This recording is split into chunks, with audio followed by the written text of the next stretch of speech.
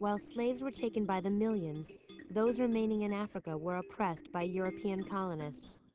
In the Republic of South Africa, this oppression lasted throughout most of the 20th century.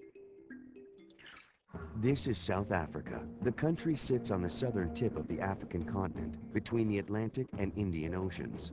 South Africa is almost twice the size of Texas. It borders 5 nations: Namibia, Botswana, Zimbabwe, Mozambique, and Swaziland.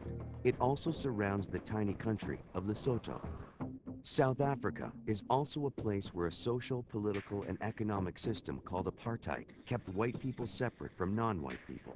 Many white South Africans had been separated from non-whites since 1910, when the country won its independence from Great Britain.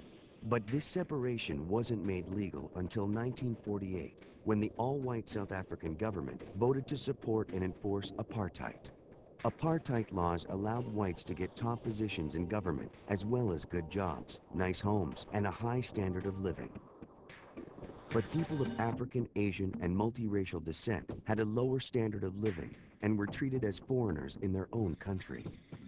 The apartheid laws segregated schools, restaurants, movie theaters, and all other public facilities by race. Non-white South Africans were not allowed to vote or participate in politics. Millions were even forced to live in segregated areas and even relocated to places in distant parts of the country called reserves or homelands. KwaZulu, Ciskei, and Venda were self-governing reserves. But erosion and poor quality soil made farming the lands difficult.